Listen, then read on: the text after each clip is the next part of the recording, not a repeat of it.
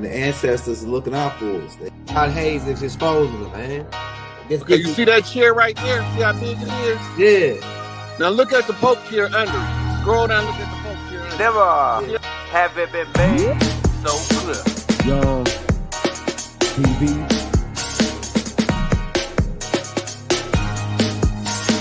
Young. We running the game right now.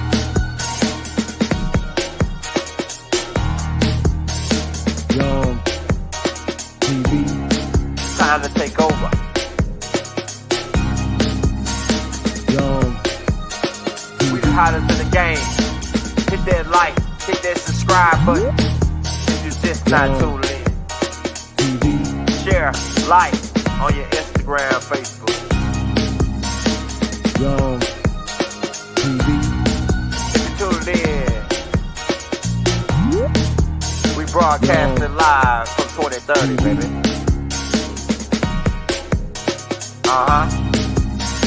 Young TV.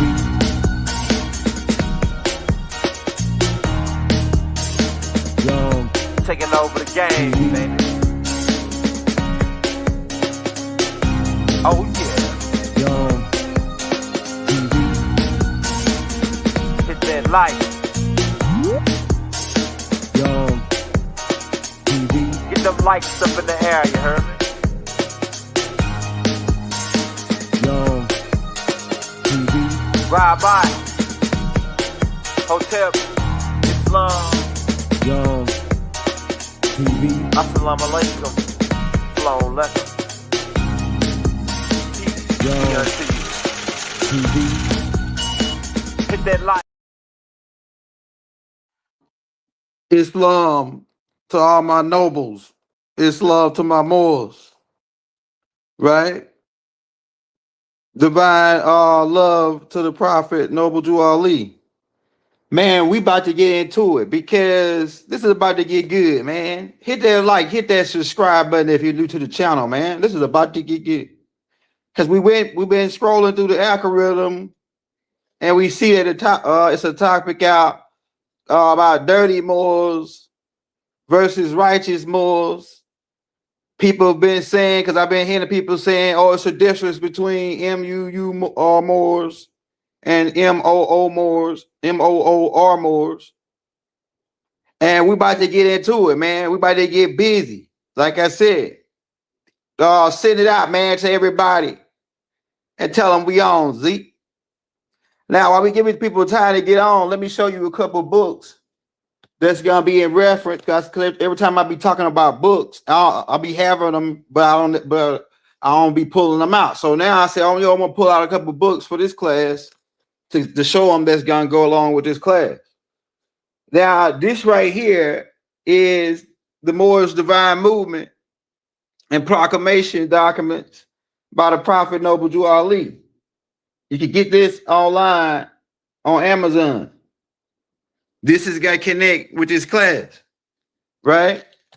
That's the Prophet on the back right there. Somebody color on my book? No, that's how it is. Because them boys be coloring on books around here. Look like somebody colored on the back, right? But that's how it is.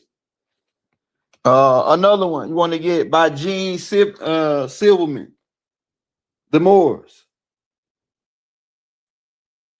Right? You can get this on Amazon as well. Another you want to get by, I think it's Stanley Poole. We got all Stanley Poole's work, right? I only can find two of them because I ain't feel like pulling all those books. So I got some of them on the shelves, but then it's like 3 more boxes in there.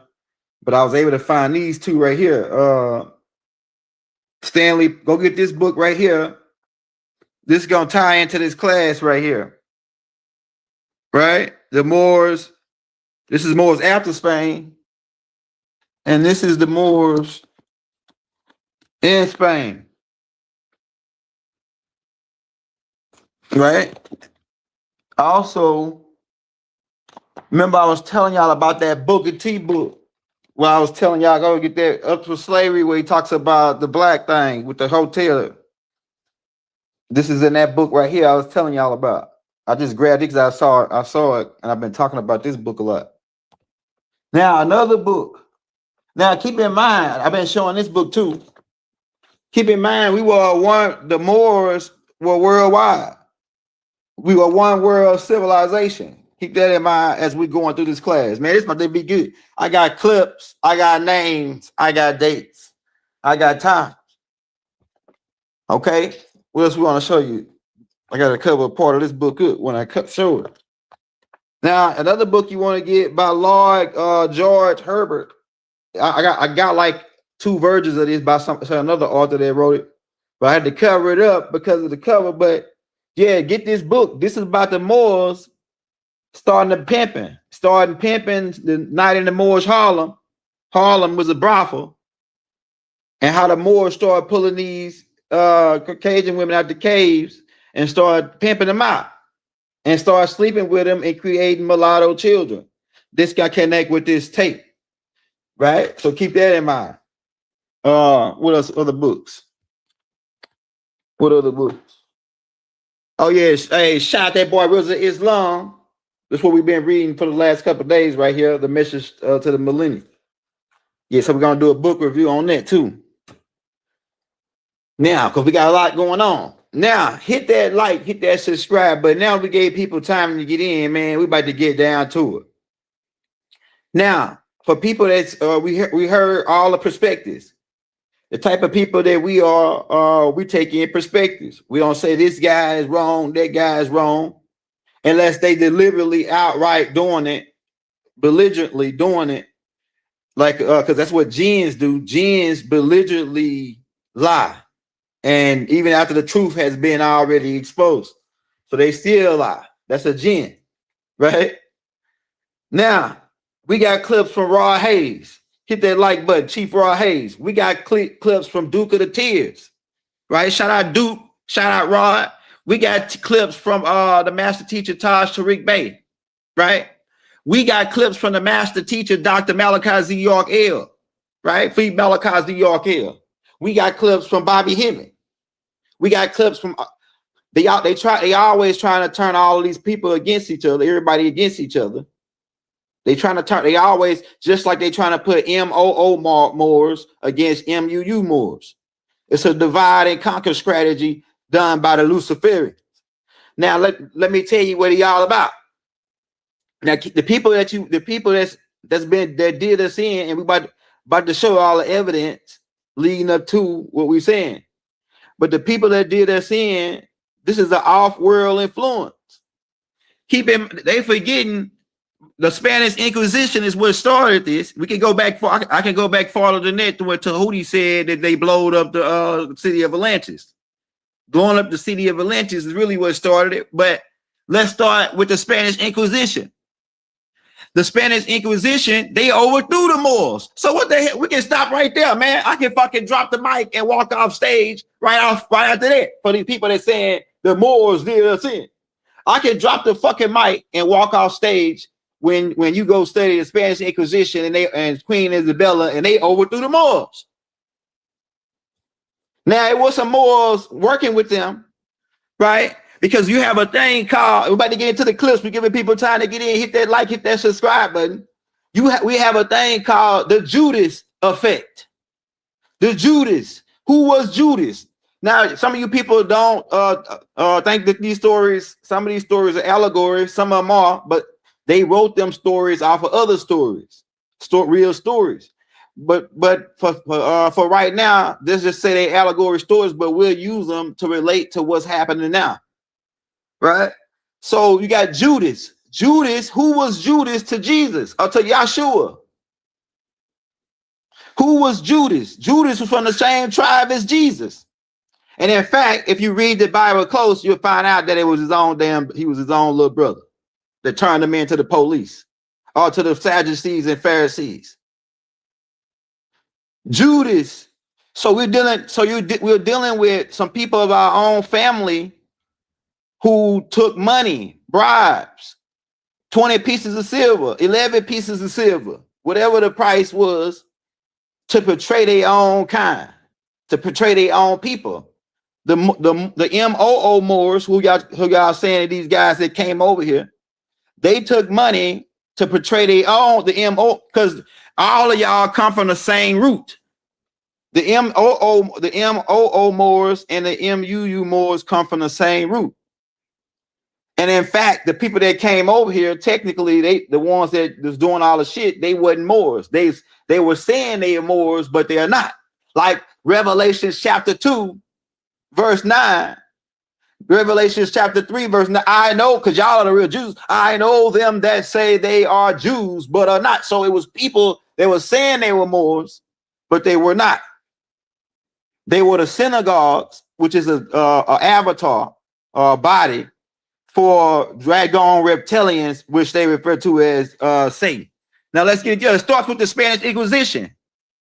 And if you study the Spanish Inquisition, they overthrew the Moors. So we can fucking drop a bomb. The Moors can drop the mic and walk off stage right after that.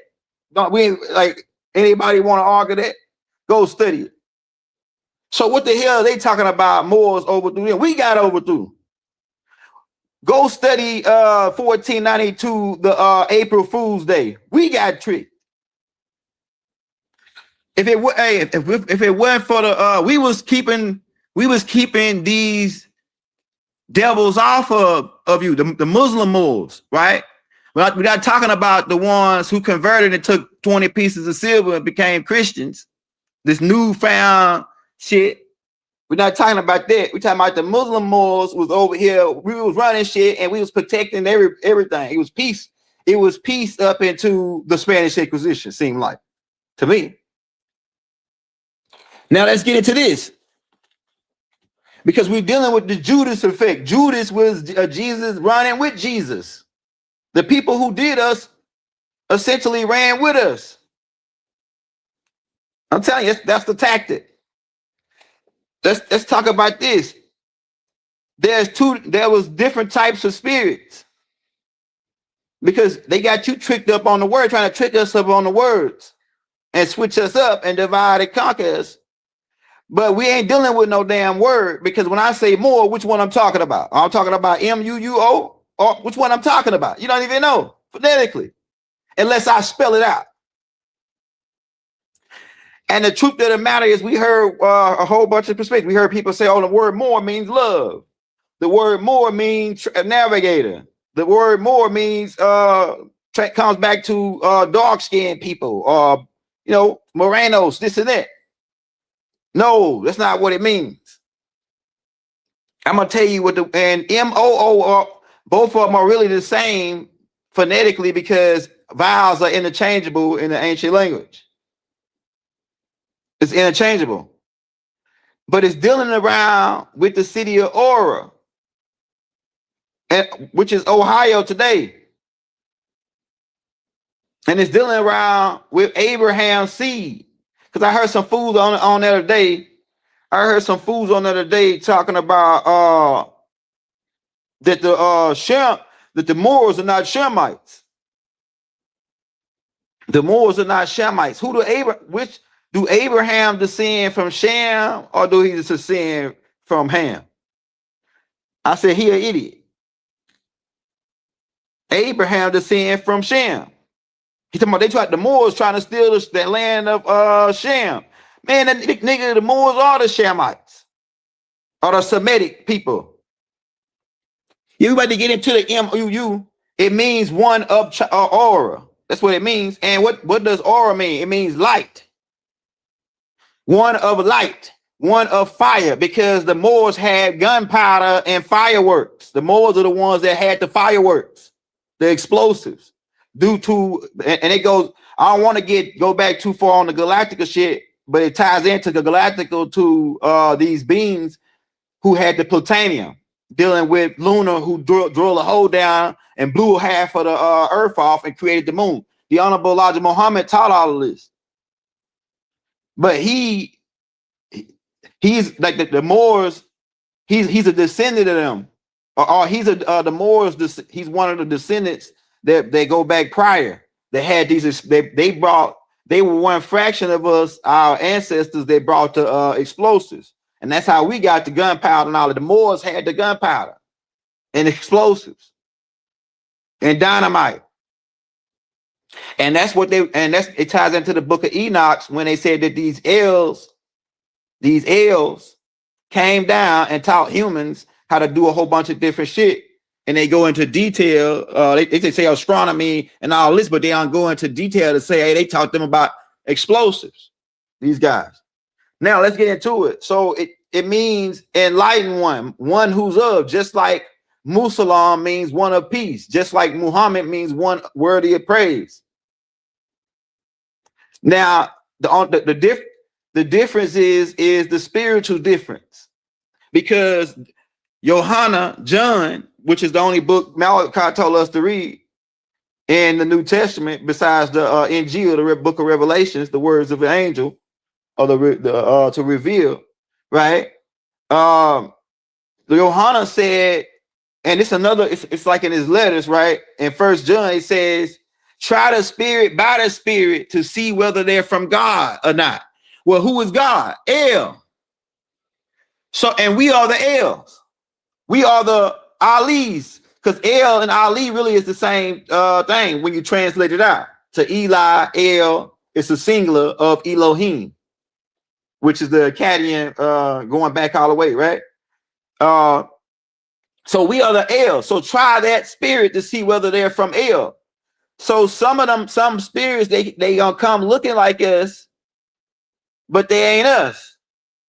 They unholy spirits. It's the difference between holy spirits and unholy spirits. Right now, we're gonna pause there. We're gonna get into some clips real quick. And now that we gave you that, if you coming in now, hit that like, hit that subscribe button. Now that we gave you that stuff, we're gonna play a couple of clips, and then we're gonna come back on that note. Right? Let's get into it. Man, hit that like, man. We're the greatest. I am by birth. You are from this very continent. My people have been traced by these Caucasians, the colorless people, who have been here 3,000 years prior to the birth of their Jesus Christ.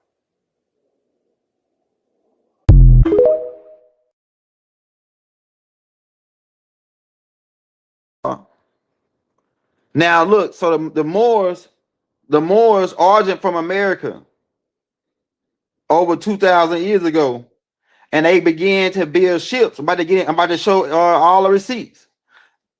They built ships and began selling around the world, teaching people what they knew, because they got taught.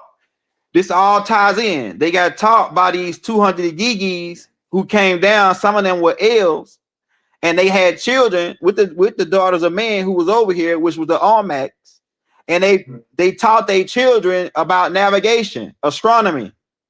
They taught their children about all these different things, right? And how to lay brick. They taught their children about masonry, because these same guys were stationed on Mars, and they had already built pyramids on Mars. That's why the pyramids is on Mars. These are Gigis that were different from the Anunnakis. So from over here, the education starts. That's why you got the city of the gods, or Tuhuti talk about it in the Emerald Tablets. Education starts over here. Even if I got more receipts, actually paper receipts, I'm about to show them on another class because they had tried to skip me.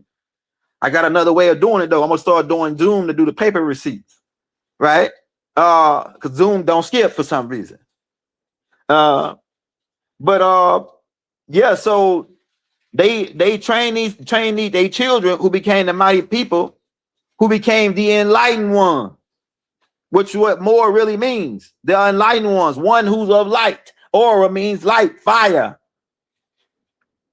And it ties into the city of Aura Chaldea, which was really over here, because me and Rod already put down how they switched the maps. We already put down how Gopher Wood and all this, and Noah's Ark was really built in Florida. The Garden of Eden is really in Florida, the header to the 4 rivers, right? So we already broke down this and how they try to, and you already know about the George Washington challenge, where he said he's gonna trick the Moors, the children of the Moors, to make them think that they was from somewhere else. And so part of switching the maps around was to trick us, because they switched the maps around in 1790 when they did the Copyright Act and the Patent Act. That's when the George Washington challenge happened as well. right? So these Moors, and let me show you this. Okay, let's play this clip. Let's play a receipt from this dude, this white boy that says that the Phoenicians, which is one group of the Moors who are ancient Egyptians, and keep in mind the Moors are Israelite. The Israelites are Moors. All Abraham's seed were Moors. M-U-U Moors, ones of Ur Chaldea, ones of light, ones of fire. Because Abraham was from Ur, which they ended up Chaldea, like the land of the demons, because of Enlil, right? He called it the land of the demons. Of these people of one particular group, because it was a fraction in the Anunnakis, Enki versus Enlil. So that those Abraham had two sons. We just going along for you Bible guys, but for you people that don't I don't believe in the Bible. Cool, that's cool, but we just using it to give you how the storyline play out. Abraham had two sons, Isaac and Ishmael. Both of them will be classified as Moors, and then each of them had 12 tribes from what they tell us. So all those 12 tribes, Ishmaelites, the 12 tribes of Ishmael and 12 tribes of Israel would be both Moors from their father Abraham, coming from being origin from Chaldea. And not only that, Lot, who was Abraham's nephew, who his dad was from Ur Chaldea, Lot's brother who died. Lot would be the Moabites, who become the Moabites. They would be Moors as well because they origin from Ur Chaldea. You see what I'm saying? But the translation is ones of light. Then we get into why they got that pyramid up there. And we're about to get into the clips, right? Then we get into why they got that pyramid, why they using the pyramid, why they calling themselves the Illuminati, the enlightened ones, the torch bearers, who are really the Moors. That's what Moor really means, the ones who bear the torch. They took it and spent it around and say, oh, that's what Lucifer means. Lucifer means destroyer of the circle. Lucifer. Go look up the ancient prefix Lu. It means destroyer of. In the Sanskrit, it comes out of the Sanskrit. And cipher, because Lucifer them spoke this language. The nigga you calling Halon them, they were part Hindus and Dragonians. They spoke Tamil, Gujarati. These are different Hindu dialects, but the national language over there they call it Hindi, right? But where was we going? But that's why they use the pyramid on the back of a dollar, which is a Moorish seal, because the Moors are the real Illuminati, the real enlightened ones. Now let's get into this. Listen at what this dude right here say. In this cave over in southern Illinois is the remains of the ancient Sun Kings. There's no question about that now. We know who they are. The question of how they got there is something else again, until you think about it. You know, the rivers used to be the interstate highways. I'm putting you into the area where this cave is, all right? You have the Mississippi River north to the Ohio River, to the Wabash River, to the Little Wabash River, to Skillet Fork. And at a certain place on the banks of Skillet Fork, you're within a quarter mile of this cave. In the 7th century BC, well, my goodness, everyone knows that there were no seafaring people. How could they get from Africa or somewhere to the United States? That's what a lot of people will tell you. There was people called the Phoenicians. I want to tell you what, the Phoenicians had some big ships. Their biremes and their triremes were very large ships. Back at this period of time, of course, the Mississippi ran by the place now called Poverty Point.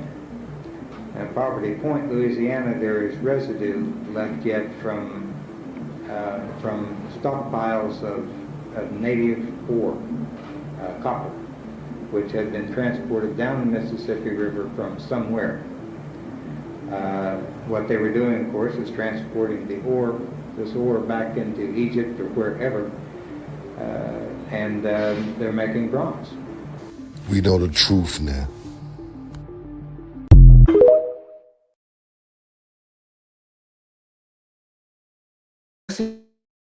That's him. That's these people saying that they found in the cave that and those are Moors, right? Because the word muu more also could translate into in Spanish. The Spanish start saying Amarucans, right? The Amarucans, which is the plumed serpent people, because you got to understand the Kundalini energy spiraling up and then activating the pineal gland and activating the Christ consciousness. All that's connected with the enlightened ones. You see what I'm saying? And it's also connected with the mound building and the pyramids, because that's what they when you're dealing with the steps on pyramids, it's like a serpent spiraling up, right? And then at the top, they had put a capstone at the top. The capstone represents the third eye, and it represents the enlightened, the activation of the pineal gland. So our pineal gland was activated, but Enlil wanted the Lulus not to be activated because he wanted to cut it off. And that's another story too about them humping in the woods. They was having babies. Nana and them was they would study dropping babies with the Lulus, and he said it was a whole bunch of noise, and he was because they were telepathic, right? And so he could hear the chatter. But that's another story, but about Enlil, right? And it connects with the hippo story too. The hippos making all the noise. But yeah, somebody was in the chat said something, you got booted. So if you coming in and you don't want to be here to hear what we got to say, don't come making no comment if you don't got nothing good to say, because I'm watching the comments and I'm gonna boot you, right? Islam, right? So check this. So the Moors are the original mound builders. And you gotta go back and get all the tapes that we already put out recently, like last week or so, about the origin of the mound builders. All this, you get the connection with the cobra, with the naga beings. All this, you get that connection, right? So these people, this dude, according, it's another clip. This go back. They said it was 30,000 years ago. They had ships going up and down the Nile, but they eventually build ships and sail over to Africa.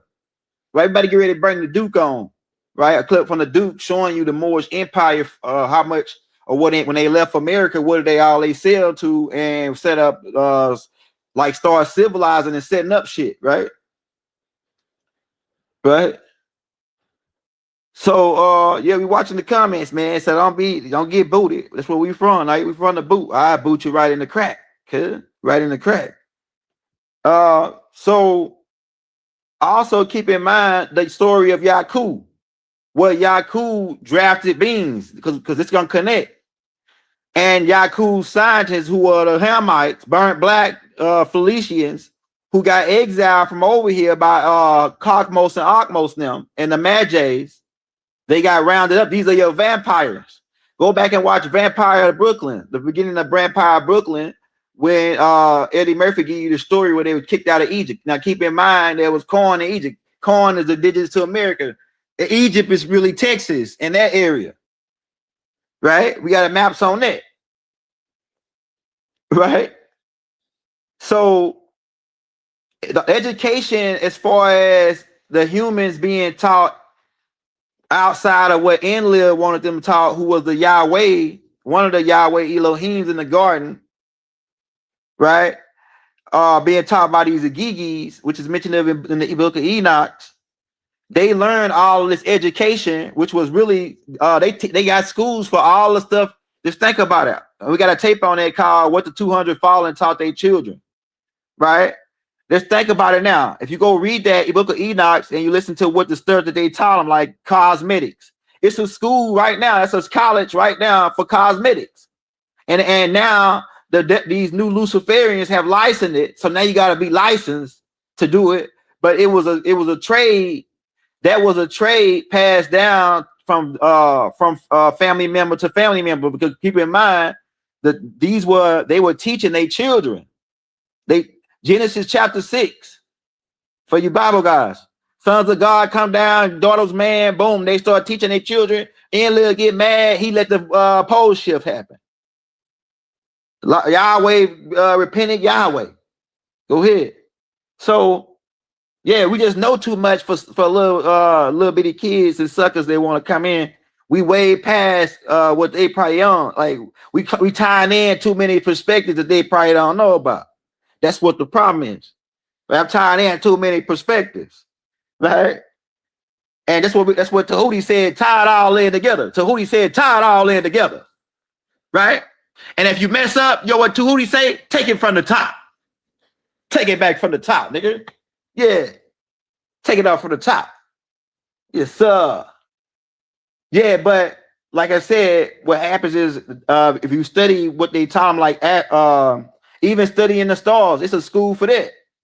All the education that they taught them, which pretty much set up your first colleges in Los Angeles, Los Angeles, and there's other names that the ancestors called it before that. But it's a mountain called Mount Hermon in the Santa Fe mountain range, where it's a city that's unincorporated. It's they call Mount Hermon in California, in the mountain range, unincorporated city. It's its own place, like the Vatican. Right? I got receipts for that. I got paper receipts. We're gonna be, man, I got some shit that gotta crack your head at them paper receipts. Yeah, but so what they did is when they educated their children, they started building civilizations. They started building sewer systems. They started inventing technology. That's why most of the invented shit that's been invented come out of America. And it wasn't done by no Caucasians, no Slavics who just Johnny come lately in the 1900s. It wasn't done by no Chinese man, the yellow man who was really partially our family. He just go pull up. I'll tell you this, because I don't want, just go pull up people with Down syndrome and then put them, see what's going on. Pull up people with Down syndrome and then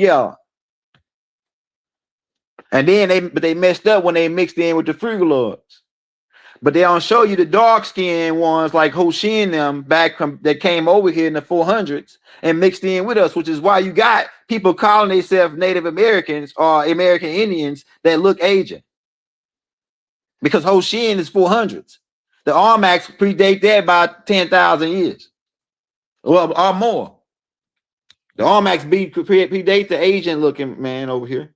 So so anybody that got the Asian features, man, you came with Ho Chi. You came on the Bering Strait. You came with the railroad with J.P. Morgan and his railroad scheme, right? And his picture game. You came with that, man. You didn't come. You weren't over here that long, but you are family though. I'm gonna tell you this: some of y'all $5 guys who got the Asian features, who come from you, some of y'all are family. Some of y'all Moors, and they trying to divide us up. Yeah, this is a divide and conquer game. Keep that in mind. It's a divide and conquer game. Now let me run the Duke. Right? And on this, I want you can listen to what he's saying and also pay attention to the map where he got it circled off. Now keep in mind, as you're looking at this map, the MUU Moors are the Amarukans, the enlightened ones, the plumed serpent people, and that's keep in mind that Tahuti staff that they use for the medicine symbol represents you enlightened people. Tahuti was a Moor, the MUU Moor. Right? Tahuti set up the city of the gods. Tahuti set up the schools. Tahuti created the print press and started printing up books and spreading them around. And he don't mention going over to Africa until the reptilians attacked them. But he was going over to other spots. I got another book. This book right here. They talk about Tahuti coming over and teaching them. These Twamans that was over in the islands and over in England. They was in England way before the Twaman was in England before anybody. The Twaman and the Bantu man. Yeah. This book right here talk about it. The Black Celts. Now, what I was at. So what happens is they built ships like the old man just said, that the ancient sun kings who were Phoenicians, the Moors, they built ships and sailed to other spots with this information that they learned from these Agigis. And I believe they was already selling before the flood and after the flood, because a lot of people survived, whether you want to believe it or not. Go study the Chippewa people up in by Michigan. They got a story about surviving the Great Flood and how they built a canoe and they were more. They built a canoe and they said that a god came and taught them. And if you study the ancient documents, that god that taught them was Enlil's son, like this book here. What Enlil tell his secrets about how he son it's called the Book of Enlil. Hey, some of y'all don't even know about this. And how he son Ninurtu, which is one of his oldest son by Mother Ninti, and who was Hathor in the ancient Egyptian culture, to go and teach, go to the land of the beyond, which was over here, which they call the land of Nod, where they rock y'all asleep, you Moors, and teach these people that's Cain seed. He called them Cain, they call them Cain seed in the Zechariah Stitch's teachings. Teach Cain seed so they can survive this, what's coming. Yeah, and if you go, then you line that up with what the Chippewa people say with their ancient story, it lines up with what they said. Yeah, so that's another part. But like I said, these MUU Moors, the enlightened ones, who was the same people, I got a book out there called The Black Inventors. Like, you know about George Washington Carver, all these people were Moors. The people that invented the light bulb, the people that invented stoplights, all these were Moors, enlightened ones. The ones who had their pineal gland activated and they can pull information out the sun. Because ain't nothing new under the sun.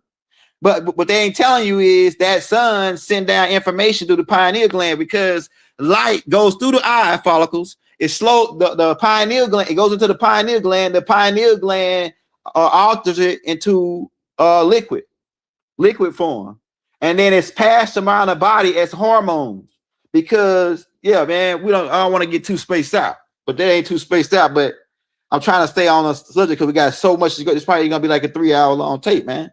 We got so much to go over. I got so many clips. But they was the enlightened ones, the ones that had the medicine, the ones who knew about the pine oil, the baking soda, the ones who knew about limes for cleaning, because this is the land of the pine trees. We got an ancient flag with pine trees on it. And then it's a whole bunch of other stuff that I don't want to get mess up the algorithm. But it's a pine evergreen. It's got a lot of healing properties, ancient healing properties that these Anunnakis were using. That's why you see the Anunnakis with the pine cone, right? And the bucket and shit, right? The pine cone, yeah. The pine cone, and it connects. So we are the Moors know about medicine. We know about pine oil. We created it. Lime for cleaning, alkaline versus acidics. We created that mathematics. We created the knowledge of that because the elves who translated to God, we are the children of the elves, and they taught us this. And that's how we became mighty men. We were the ones creating swords and smelt metal because these elves taught us how to smelt metal. They called it blacksmiths. The blacksmiths, they taught. So we was the ones. That's why you see ancient artifacts over here with the Moors with whole night uniforms, because we was the ones creating those night uniforms, because the elves, our ancestors who came down, Genesis chapter 6, taught us how to build these night uniforms, swords, all of it, shields, and that's what Enlil was mad about, right? So leading up to, I'm about to get ready to play the Duke of Tears clip, y'all, because I'm leading up to. So when you see this, how he got the map drawn out, you understand what I'm saying. So those people who were on fire like that, who were the enlightened ones, who are the shit, still to this very day, everybody want to be like you enlightened niggas over here. You enlightened ones, you know most. That's some of your ancestors too. Those who claim to know the most. Yeah, everybody around the world jock you. Why? Because you are the enlightened ones. You create all of the genres. And that includes the people in the islands. They are part of the mainland. That's what they don't want to tell you. They start renaming all that shit in the 1800s, in the 1700s. I got receipts on that too. Jamaica wasn't even called it. It was called Royal Island. And it was for the emperor. It was like a vacation island for the empress. Yeah, over here in America. I got shit coming. Yeah, I'm about to say I got shit that go twist your cap. And so what happens is when we, like I said, when we built, so you got to keep in mind how lit we was over here. And so when we build ships to go anywhere else, we turn it up. And we some freaks. We like to get booty. The Moors get booty with everybody. You don't forget they told Abraham that his seed was gonna be the number of the stars. Right? Who I believe really is Genghis Khan. And then somebody said, oh yeah, well, Genghis Khan is Preston John. So we doing some hey Duke, I'm digging on that right now. Shout out to Duke, man. I'm putting something together on that right now. I heard Duke say, I think he said Preston John. I think that Abraham is really Genghis Khan because Genghis Khan got more booty than the toilet seat. One in every 200 men is gang. Hey, you gotta get out of here with that right there, Hakeem. Come on, man. You gotta figure out why he came in here with that. Yeah, hey, look. So, hey, one in every person and 200 people is Genghis Khan's descendant. So shit, he had the number, he sees the number of the stars on the planet. Right? But yeah, so these people just think about how lit we was over here and how we like to get booty, and that's how we multiply. We don't die, we multiply. The baby kids, right? The baby, B-E-Y. Baby is our nana. Maryland, Timeri. This is the name of this land, Timeri. That's one of the names. Maryland, Nana, ISIS, Israel, which is really ISIS and Murdoch, and it's a deal. We'll get into that, but we don't go. So what happens is we load up on ships and we say, man, let's go. Well, before that, okay, let me talk about this. So we load up on ships and we go over, and when we to Africa. Right? We sailed over to Africa like 2,000 years ago. Like 2000 BC. Then we say, oh yeah, oh shit. One of the Moors, because Imhotep is a Moor, keep in mind the Afar people are Moors. I can break that down. Imhotep was the Afar. We sell over to Africa, and then we start setting up stepstone pyramids over there. About around 2000, a little bit after 2000. Yeah. We started setting up civilizations. We started teaching them what we know. And we got booty with them. While we was over there, we got booty with them, man. That's why I can show you somebody, for half of the people in Africa, I can show you somebody in America that look like them.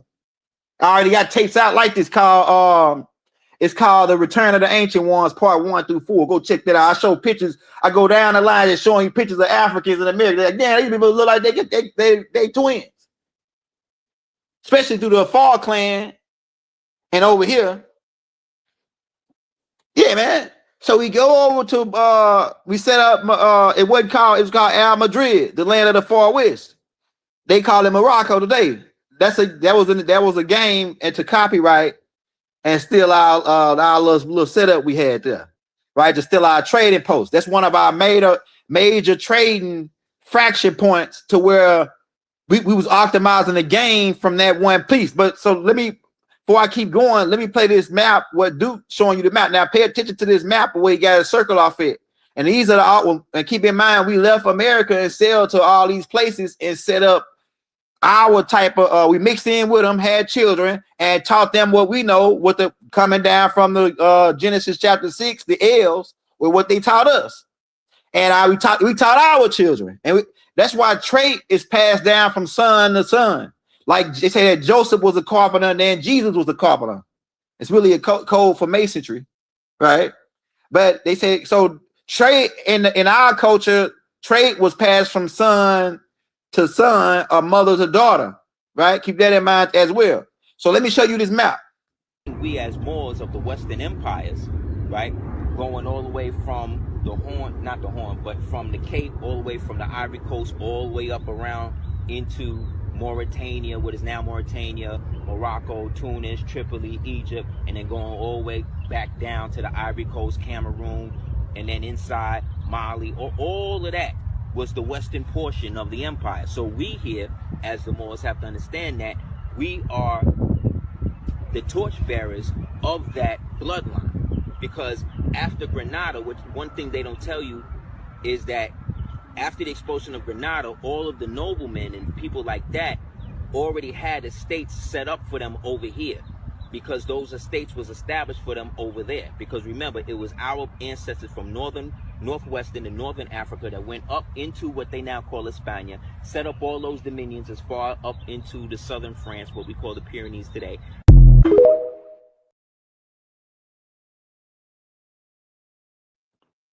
So keep in mind about the tribe of Shabazz, who had in the storyline the Shabazz and his 59,999 followers built ships, and they disagreed with what Yaku was doing, right? But it was some that stayed and participated in Yaku's experiment to draft these people, which was done down in Argentina, which is where that's another origin point, right?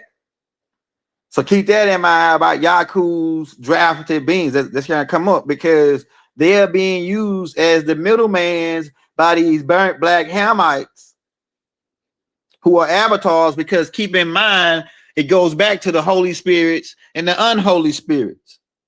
And according to the teachings, Ham became possessed with an unholy spirit. And it caused him to look at Noah in a perverted way, according to the way they teach it. And thus he cursed the fourth son of Ham. And Ham was essentially cursed because he got possessed. The Hamites got possessed by some kind of spirit that made them do perverted shit. Which is then that would explain about the eating of the children. Because if you the perverted, it can go a whole bunch of different things. It can mean a whole bunch of different things. It stems all the way down to that. Today, it was the ones that eating the children, and they got kicked out for doing perverted shit. We kicked them out from over here, Arkmos now, and Cockmos, because they killed the Sukintere To, who was the real master builder. So now, let's go back. We got some fire, man. We got some fire for you. Hit that like, hit that subscribe button. Let's play a clip from the master teacher, Dr. Malachi Z. York, on how they trying to divide us up, but we all the same people. We're just dealing with Luciferians who look like us and infiltrated us and married into us, got in bed with us, tied themselves into the vine with us, and then they calling themselves Moors, but they're the synagogue of Satan. They are unholy ghosts. They're not a Holy Ghost. You got to test the spirit by the spirit to see whether they from El or not. We the Els. Go ahead. For the indigenous people of this land, the Chinese came in, mixed in with them, and produced what you're calling Native Americans today, or Indians.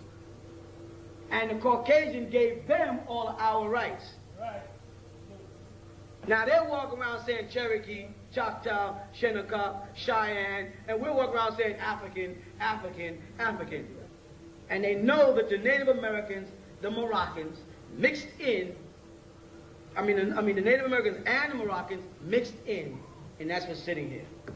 And that's why some of you got wavy hair, some of you got nappy hair, and some of y'all got big lips, and some got thin lips, and some got slantizer. That's why some of y'all are light skinned, that's why you're all mixed up. It's a melting pot of our genes. But that's who they genetic trait that I am your master. Washita, Cherokee, Creek, Seminole, as well as Moor. Prove that. You follow that? And then you take that, not here. You don't go to his courts. You go to the international courts in Geneva. And the first thing you put forth is a statement, I am an indigenous person. Stop saying anything other than that. What is your nationality? I am a Moor.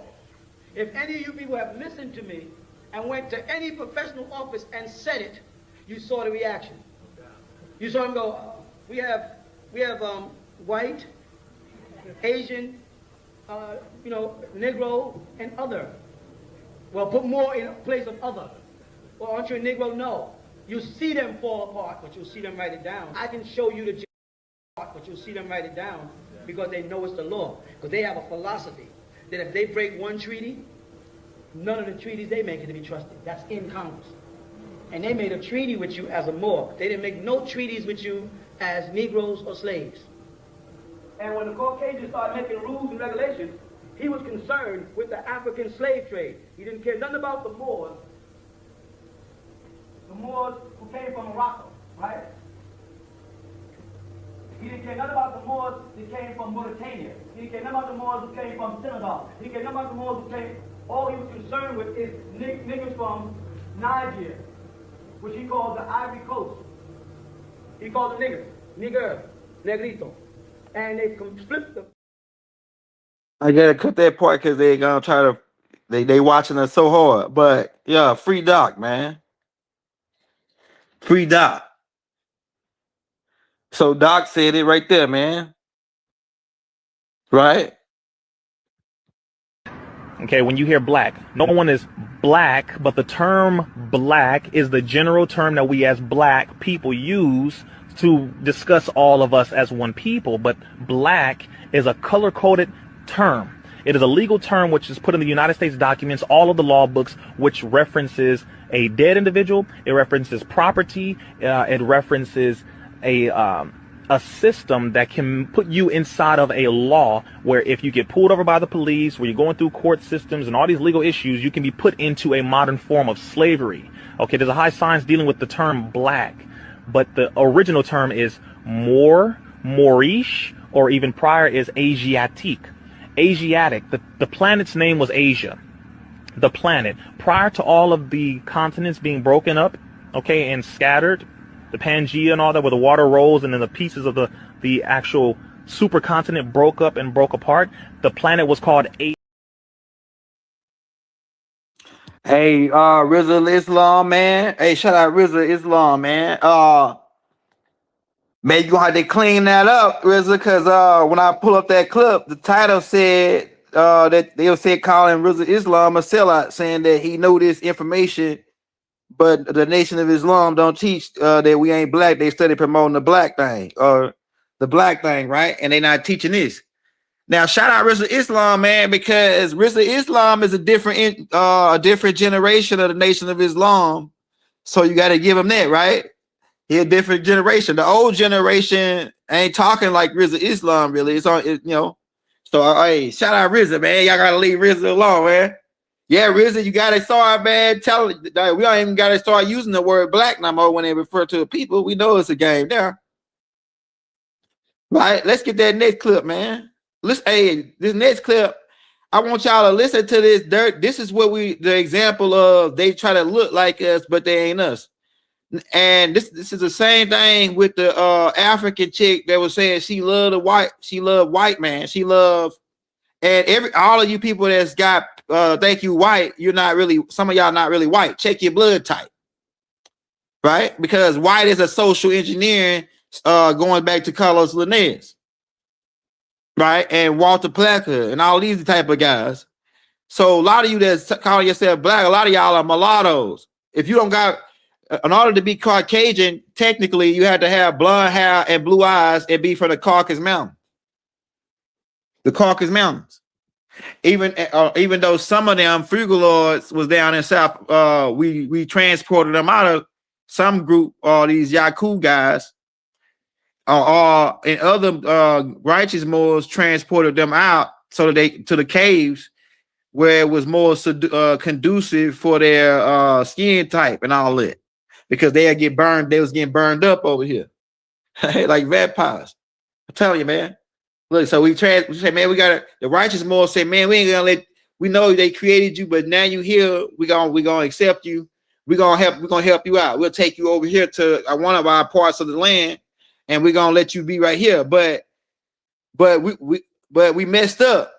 We messed up, man. We should have helped them out a little bit. We should have left them hanging all the way because it came back to hunters, right? Later, because the dirty Moors used that as leverage. But yeah, so we took them over there, man. But we had everything on, we had this whole setup on lock as far as we was the enlightened ones, man. We was the ones writing all the poetry. We was the ones creating all the plays. Right now, still to this day, we the ones that created the best. What you think Tyler Perry is, Brother Moore? all these other guys, they might have a little sugar in their shoes. Some Moors had sugar in their shoes. It really wasn't no looked at thing to Enlil and them came with his game in one sense. Because you can be who you want to be on Big Mama's land, long as you ain't hurt nobody else and hurt nobody else's feelings. So if somebody else feelings hurting about you being gay, there ain't something wrong with them. They need to mind their own damn business.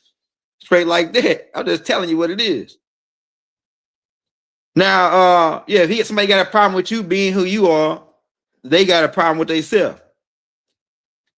And I ain't gay and I ain't promoting the shit. I'm just telling you what it is universally.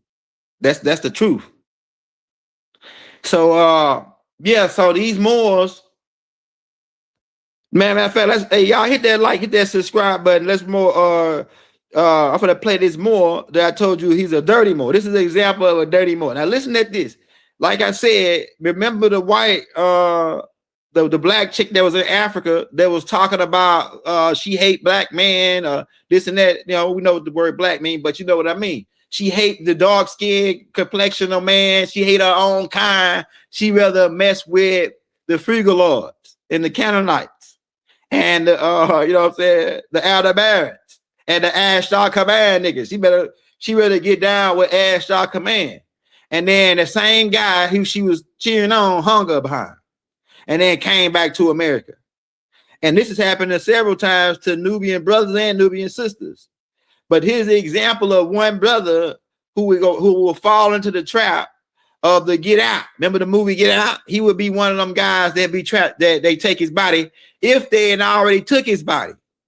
He looked like a reptilian. Check this clip out, y'all. I want England to be a nation of Caucasian heritage people. Just like if I go to Saudi Arabia, I want to see Saudi Arabians. If I went to China, I see China. England's not in 10, 20 years' time, is not going to be Anglo-Saxon Caucasian heritage anymore. It's going to be people who look like me, and that's not going to be a good thing. Why isn't it a good thing? Because they're going to be bringing in an inferior culture. What would you do to stop the small boats?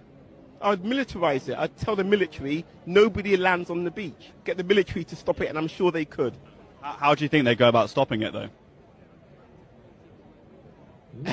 No boat lands on the beach. No boats would land on the. Does that mean sinking them? Whatever's necessary. Even if there's like kids, women on the small boats. Fine, they look human, y'all. These jinn. These unholy ghosts, they look human. They can come amongst you. They can have kids with you. They can be fixing your hamburger at McDonald's. I don't know if y'all people eat McDonald's nowadays, but they in the back fixing McDonald's hamburgers. They dress up like Ronald McDonald. Yeah, man. They driving your school bus, driving your kids to school, man. When you go, yeah, man. And they look like us, but they ain't us. They the synagogues of Satan. Revelations chapter, yeah, man. And who is Satan? Revelations chapter 12. And Michael, who is Amen, fought against the dragon from these reptilians from Dragos who look human, but they, but the dragon lost. And so these dragon took avatars. And that's what you just seen, a dragon avatar. Yeah, man. Now he can pass, he can say he a Moor. He can put on the feds and say he a Moor, but he ain't no damn Moor. He's a dragon in an avatar. It don't got nothing to do with MOOR, MUUR. That shit don't matter. That's the game that they trying to run to divide and conquer us. Now we can take in perspectives, but the difference ain't the words, it's the spirit. Try the spirit. It's spiritual. Who are the righteous Moors and the dirty Moors is spiritual. It's not physical. Well, it can get physical because these jinn, they, yeah. Let me play this clip right here. Listen to Bobby. Listen to what Bobby say about how the universe created for the righteous Moors or the righteous beings, the universe created an antagonist because it's dealing with the yin and yang principle. It's dealing with the Piscean era that's going out and we're going into the Aquarians. So this era of Moors, these verses thing, it's a yin and yang. Hey, Hakeem, you got to go out of there with that, man. It's a Piscean mentality, a Piscean era mentality that's going out because we're going into the sun cycle and the Aquarian age. Now, listen at what Bobby said, right? Shout out Bobby Hemmett. Even though he dissed Doc, but he came back and cleaned it up. He was using Doc shit, calling him Imam Isa. Like, oh, this is a book from Imam Isa. Yeah, man, that's Doc. Dr. Yalakazi York, one of his names. But shout out, but we ain't tripping though, because we trying to spread divine love, right? We ain't moving on no fear. We ain't scared. So yeah, listen to that Bobby Hemmett on this clip where he says that there was an antagonist spirit. So the Holy Ghost exists, and then the antagonist to the Holy Ghost would be an unholy ghost. The same spirit that Doc explained when you in church, because the Holy Ghost, another word for the Holy Ghost, for you people that don't like the religious aspect of it, is called the Chi. C-I-H, the Chi. That's what the Chinese and the monks call it, right? In ancient Egypt, we called it Hu. And I heard, hey, shout out Duke. I heard Duke ask his son on one of the somebody. He says, "What is the ancient name of the who is something about the Isles, right? Who is the Isles, right?" And I said, "Who is the ancient word of the Isles?" Or something like that. He said, but he didn't word it like that. But I said, "Oh yeah, he answering his question with the answer, because who is the ancient sound that the Isles make." But it represents Tahuti, but and that steps into the Bohemian Grove and all that, right? But where was we? Where was we, man? So we're leading up to these beings. Let me play this Bobby Hemmett. That's where I was. Let me play this Bobby Hemmett. So when the grand man or the grand pristine superior deity came in to clean up this stuff, which would be the origin of who we are, they also created a group of counterfeit spirits that will always be antagonistic with those so-called true indestructible spirits. And this element of antagonism will go back and forth at first with people that look the same, but they're separated from a single essence. One is the true spirit and one is the counterfeit. And later on, out of those counterfeit spirits, they would create another agent, which would be the white man. So when you ask the question, well, if black people created the white man, shouldn't they be responsible? And the white man can't be blamed. But what you don't understand, the white man was created by those counterfeit spirits. Wow. That the gods was pulling the strings to make those counterfeit spirits, these scientists, So black people create this white man. So black people, is that to say black people didn't have anything to do with it? No, you're not listening. You got two people. You got two people. You got an original spirit that comes from the source of the Great Mother beyond the debauchery. Then you have the debauchery that creates its counterfeit spirit,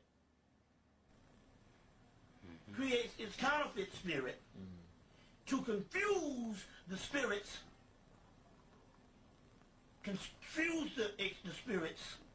to do its evil work in maintaining the debauchery with these counterfeit spirits.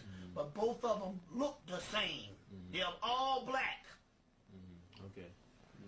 And those particular black ones, these counterfeit spirits, would later on result in creating the white man, who would be the modern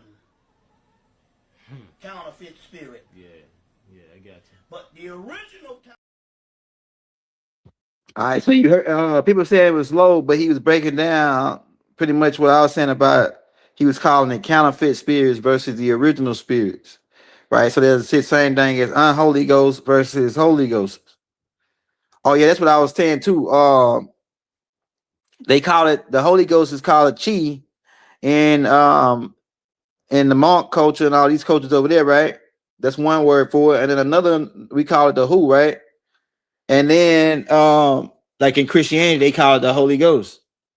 Right. So keep that in mind. We're dealing, this ain't this when you talk about MOO more and MUU more, is really is the difference is really spiritual. It's not, but they both really the same, because this really all spirits come from the same source. But it's really dealing with like I say, the yin and yang, the Piscean eras, right? Now let's play more because I wrote notes down to make sure I don't miss none. Let's play another clip about the Moors versus the Moors. There are basically right now two groups of Moors. You have your indigenous Moors. Your indigenous Moors are those who have been here. They've been here so long that they don't know when the beginning is. Then you have your Moors who came through the Middle Passage, and Noble Drew Ali brought the Moorish information to them. The indigenous Moors are the Moors that were already here. They were the Moors that met Columbus when he first came, and when Europeans first came here. They were the Moors that he called Indians. I wanted to copyright me for that sound in the background, but so pretty much what they're saying is that so keep in mind, some of our families stayed over here, the MUU Moors, they stayed over here, but the ones that left, some of them got exiled too, right? One group got exiled. This is really the group we're dealing with, called the Black Venetians, the Black nobles, the burnt Black Hamites, who used the Canaanites as their scapegoats and servants, just like it said in Genesis chapter 9, verse 25. So some groups left willingly. That's like the like prior to us kicking out, we didn't kick them off from over here to the 15 around the 15 BCs, right? That's when we kicked them off from over here. But 500 years prior to that, you gotta keep in mind the pyramids were being put up way before Akhmos and Cogmos. So keep in mind the timeline of Akhmos and Cogmos kicking them out of ancient Kemet, the bad guys, the Hyksos, the Jacobites, the three Ruffins. Keep in mind when we kicked them off from over here, right? And then they got kicked out from everywhere else they went eventually for doing the same thing that we kicked them off from over here doing. Right? So, but prior to that, let's go back before that. You got Moors, righteous Moors selling to Africa, West Africa, with El Islam. And keep in mind, El Islam been around before Muhammad. I hear people say that Muhammad started Islam. That is incorrect. Muhammad didn't start Islam. They didn't really create Islam, the religion, to Abu Bakr, them poison Muhammad, and they created a religion. Muhammad didn't start no Islam. Muhammad got a Quran down out of heaven, according to from the Els. The Els gave Muhammad the Quran. One of his name was Jibril. Go study the doctrine. So Muhammad get Islam from the Quran. It's called Al-Islam, and it's not Deen Islam, but it's connected. So Muhammad had to read out something that's already written. So so whoever's going out to tell you that Muhammad Rasul alayhi wasalam of the 600s started, he didn't start Islam. He just came to reactivate the seal, to break a certain seal and reactivate us and rekindle our flame of purity. That's what the Muhammad was doing. If you want to go along with the story, the real storyline, right? So he came to rekindle our flame of purity as being organized and having order. It ain't had nothing to do with religion, really. So I'm trying to tell you, Islam is civics, and it's the way heaven is structured. That's how it's the way the planets are lined up to where they want to bump into each other. It's the way the stars rotate on a major scale. It's the way galaxies are set. It's a universal knowledge. That's what it really is. And it came down out of heaven according to the all your Quran and all of it. Any Muslim or anybody want to argue that point. So we took Islam civics of how to run your government, how to civilize. We use Islam to civilize other people around the world. And we went up and set up a trading post at Madrid. It was called something else before then, but the far west, right? Because west was really east back then, and east was really west. They flipped the maps in 1790 when they did the Copyright Act and the Patent Act, and they started stealing all the Moorish maps and Moorish literature and rewriting it or burning it or hiding it under the Vatican. So knights are the killer clowns, who are the Shriners, those who trying to keep us down, and they guard the North Gate, which is a cosmological name for Turtle Island. But we go over and set up this trading post in Africa, and we start getting booty with the people there. Yeah, we got booty with them, man. And not necessarily the pirate booty, because booty in pirate times means gold and loot. We actually got physical booty with them and had kids and taught them kids what we knew. We taught them how to lay brick. And they became the most powerful tribe over there, like the Mandingas in the West Africa. And then these same people went up at these same people left there, went up into Spain and Europe when they didn't know nothing about pine oil. Pine oil come from America. We took that over there on a dark Renaissance when they was peeing in pots and throwing it out the window. You ever heard your mother say you talking crap and I pay the bills and you don't got a pot to pee in the window to throw it out of? Well, they was really peeing and shitting in pots in England and throwing it out the window before the Moors from America came over and put the sewer systems in and said, man, no, don't be doing that shit. That shit nasty. Because cleanliness is next to righteousness and it's next to godliness. And the L's, we were clean. That's why every time you see old ancient pictures of us, we fresh in the mud. We clean in the mud. We the flies that are around way back then. We had all the gold. We had the gold teeth. We had the jewelry, the Moors. We knew how to make jewelry. We were smelting metal because keep in mind, like I told you, that one of the L's in the book of Enoch taught them how to smelt metal and make jewelry. They taught them how to make jewelry. We was the ones making the jewelry. We the real jewelers. You know, Jews, they go it again. We the real jewelers. That's really what Jew really means. People who's making the jewels. It don't got nothing to do really with no dang on. It can connect to a tribe. It connects to us, the Moors.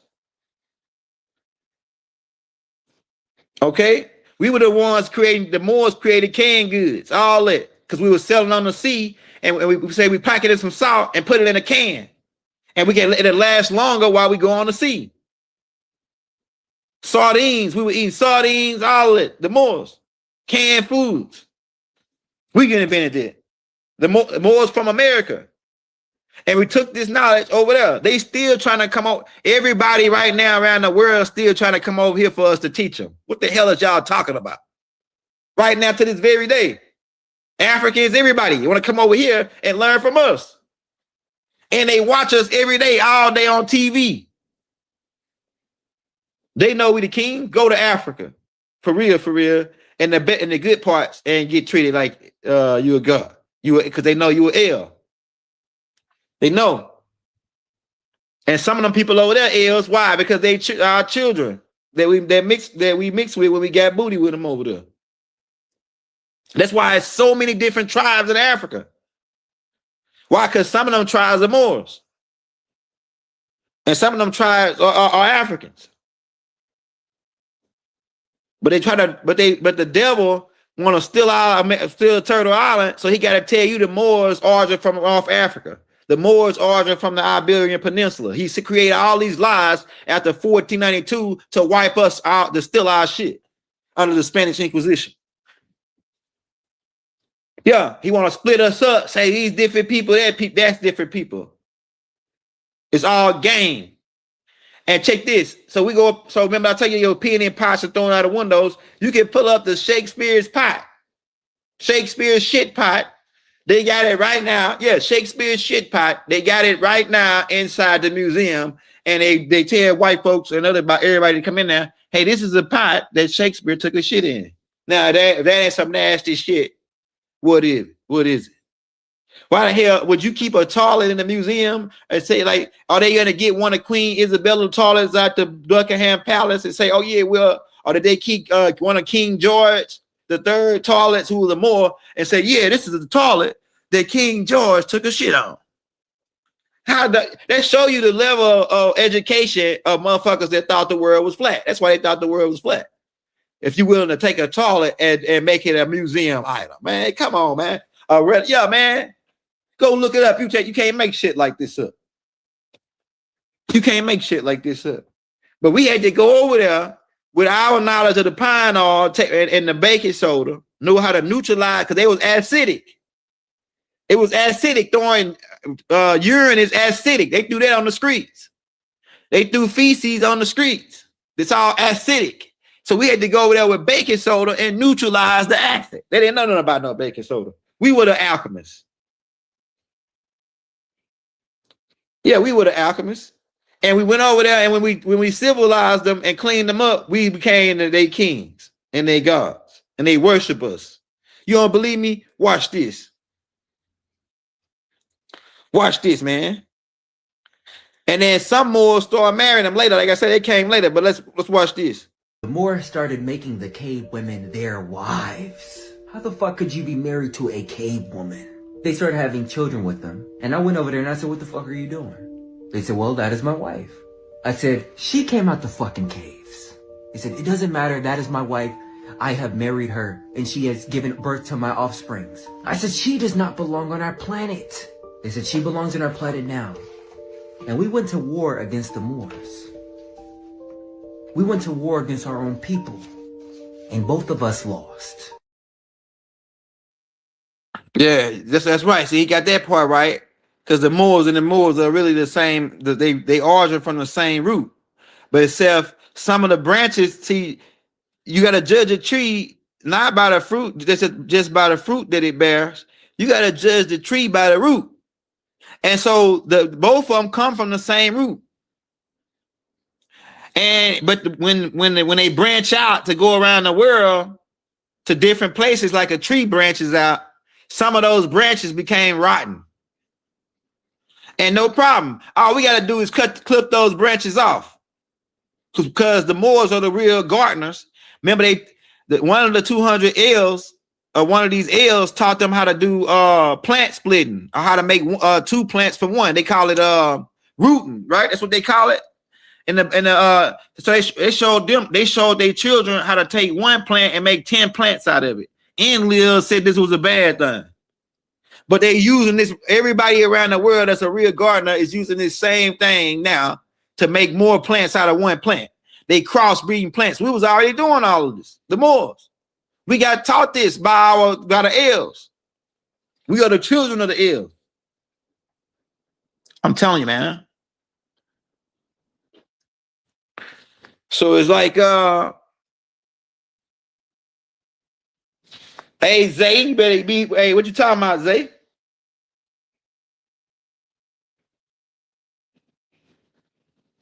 Yeah, so, man, you can go look all of this up. It's just like all this stuff is known information over time. Like, it's just, we high speed. We just a little high speed because we sons of the green light. We students of Dr. Malachi York. So we just a little high speed. And then we listen to everybody. We listen to the Duke. We listen to Rod Hayes. We listen to Dr. Kid Pruitt. We listen to Dr. Beard, Dr. Clark, Bobby Hemming, everybody, man. We listen to everybody. Dr. Phil, Dr. Clark, Ash White Crazy. We absorb everybody. Nigga, I'm SpongeBob Circle Pants. You know what I'm saying, nigga? Yeah, SpongeBob Circle Pants, nigga. But look, here go another clip on them Moors. This is what we're dealing with. Keep in mind the Hamite. Yeah, man.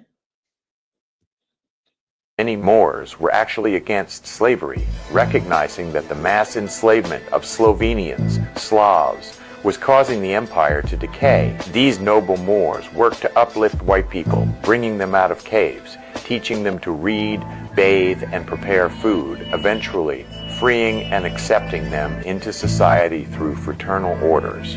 Joan of Arc was a full-blooded, melanated Moor from the original Asiatic lineage. When Netflix tries to show a glimpse of the truth by casting melanated actors, they boycott and cancel the show because it proves the empire of Moors was running the entire planet. We didn't fall because of some inherent white superiority. We fell to our own people who, once divided by greed and internal power struggles, decided to use the so-called white man as a proxy to disinherit one another. Bleaching out was accelerated because many Moors had an appetite for white slave women and concubines, taking them into harems to create human bouquet or variants within the gene pool. These lighter-skinned children, the amalgamated or Franciscan Moors, were often raised under the heavy influence of their slave mothers. These mothers would teach their children to identify with their own Roman or European heritage, rather than their father's Moorish nobility, leading these children to fight against the very idea of being Moors. Eventually, these amalgamated heirs worked from the inside to supplant the original order, trading their true birthright for the status of white or Spaniard, while systematically hiding the true history and making the original Moors appear as ghosts. The fall of Granada in 1492 was the death knell that allowed the Jesuits and the Vatican to follow our Moorish bloodlines and systematically bleach them out through parochialism and forced education to ensure we would never be the true divine inheritors again. They used systemic iconoclasm and art restoration during the Renaissance to repaint our noble ancestors, romanticizing them into white decoys to keep you disinherited from your allodial title and global inheritance, making the masters look like the slaves while they moved into our structures. A stratigraphic lie designed to flip world history to hide the fact that we were the ones with the heavy technology, anti-gravitational devices, spiritual somatics, and advanced tech our people used to grow buildings out of the ground. No weaponry shall prosper or penetrate what I accomplish. Peace to the... And I hope they don't copyright me for that, but that's what you saw that though. So this book, like I showed you at the beginning, is gonna go along with what I want to say. And I got tapes in the More Science playlist called The Origin of Pimping, the origin of the Fugaloids and the origin from Caucasus Mountains. Go watch them tapes that I put out, right? It's all gonna tie into this book, The Night in the Moorish Harlem. It's gonna tie into what you just heard on that tape right there, right? Now it's different versions of The Night in the Moorish Harlem. I got all the versions. It's like 2 more versions, and I got them in the garage. But what I want to tell you about this particular thing starts with after we cast like Elijah Muhammad said, we rounded the Yaqub, they rounded the devil up and cast him out of the Holy Land, right? So once we cast him from over here from Maryland, from Tamari, right? And he went to the caves, he fell down. And he started crawling around on 33 degrees. He started crawling around at 33 degrees instead of standing up like at a 90 degrees angle. And he was square business. He fell from square business. We never really let them make the master.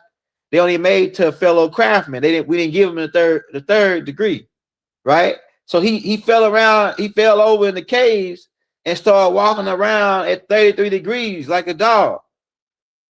And so some of the righteous Moors, they felt sorry. So in 900 BC, keep in mind we kicked them off the Phoenicians and their helpers, who was these guys, and we exterminated a lot of them and then exiled them to Europe. These dirty Phoenicians and they constituents, which were these Canaanite servants of servants, shall he be unto his brother. Genesis chapter 9. His brothers the burnt Hamites. Keep that in mind. So they fell around, they walking around, they start eating raw meat, like the beast of the field. And still to this day, they want that steak, had cooked, or just 5 seconds on both sides, just sizzle, just brown it on both sides, leave the blood oozing out. If you eat it like that, Moors, you'll become sick. But the Yaku's drafted beings could eat this type of texture because they connect with the Canaanites, and technically we the original Canaanites too, the Moors. But these ones they call them in the Bible who had leprosy, which means the term albino, right? These particular ones had the genetics where they could eat like raw meat like a dog. And they start doing a whole bunch of other stuff that you could consider like bestiality and other things in these caves. It was getting freaky in the caves. Now what happens is some Moors felt sorry for them, and they got these righteous Moors who felt sorry for these people that went to go help them. They got turned out because once they saw the Caucasian women, go look up Caucasus Mountains in Asia, Caucasians. When the righteous Moors saw the Caucasian women, they like, oh, I could kidnap them. We could kidnap the women and bring them back and clean them up. We can kidnap them and bring them back and clean them up. And start putting them into these Moorish harems and start selling them as slaves. This is your first slavery right here, really. As far as the Moors. The Moors started slavery when they started pulling Caucasian women out the caves. They started putting leashes on them. And it's pictures. I can't show these pictures because they grew some pictures. Well, to the Moors, that's what we did, right? That's how we looked at it, right? They were pets. And I ain't making none of this up. They were pets. We had leashes on them like dogs, and we were selling them. And you wonder why they mad at you and treat you and look at you funny when now more because you did them like this. They look at you funny because you did them like this more. Some of them, the Caucasians, the so-called Amorites. And the Amorites are the muscle, while the Jebusites are the puppet, the guys that puppet them. The Amorites are the Italians who do all the muscle. Yeah, so you start before they start to lift them up, put a board on their back, shot them. The Moors started the etiquette where they got, how you got this in England, they use a salad fork, you got a salad knife, you got a dinner fork. The Moors started that because they had to teach these people that was coming out the cave on how to have proper etiquette. They was like savages. They would sit down at the table and just bite, take their hand and just bite right down like a beast, like a savage. He had no class. We Moors created class. We created class, goddammit. We are the class of the class. And so we had to get them some class. And then they walking around over in London with their nose up like they the ones that got to start. Nigga, we taught y'all. Yeah, Moors are the ones that had their nose up first. We walked around with our nose up first. Yeah. And you know it. And you know you act like you know it. You see what I'm saying? So, and we still on the night of the Moorish Holler. And the clip you just seen. Hit that like, hit that subscribe button if you're just coming in. These Moors start putting these people in the Harlems. Then it led to, oh, let me share. I'm going to share the girl with my partner. My partner liking on her, he gave her 2 Moorish gold coins or a silver coin. I'm saying I'm being the pimp, and they weren't pimps. They weren't calling themselves pimps. Keep in mind the word Mac and the Macs in Ireland connects with the Moors. Like, you know, macaroni Tony. Some of you niggas think y'all macaroni Tonys and think you can mac a chick down in less than 10 seconds, right? Well, the Moors started the macaroni Tonys. They the macaroni Tonys. Yeah, man. And they was, listen to this. What they started doing is when they saw that that chick was getting money from these ones they letting them have a good time with, because they were freaks. Keep in mind, we freaks. We Greek freaks. And the freaks come out at night. Yeah, we like getting booty, man. Point blank, period. And and it went to and it went to the till they took Islam and then converted it to Islam civics and then turned it into a religion to where we couldn't get booty with Muslim Moors no more. But yeah, go back. Yeah. So let's go back. So these freaky Moors who would come to these Harlems, which is another name for a brothel or hooker's house, right? They start the head. They had what they call a Moorish woman that was over the house. She became what you call a madam, and she would be like the bottom chick, a pimp's bottom chick. The head, the Moor there was the rich Moor who could afford to buy these pets. That's what they was calling slaves, Slavics. It don't have nothing to do with us. They are the Slavics. 900 BC. Keep in mind. They pull them out the caves, dress them up, put them nice clothes on, perfume, shave them, wash the lights, because they get lights in their hair. Why Moors don't get lights? Why don't Moors get lights in their hair? We had stuff that killed the lights. No. We had stuff that killed bacteria because we were alchemists. And so we get the lights off of them, shave them up, put them on a dress. And then some Moors will say, man, she looked fair. The sons of God said these daughters of mankind looked fair. She looked nice. Now they have to dress her up and put them fix her hair up. I want to hit that. The Moors start hitting them. And going back to the money thing, right?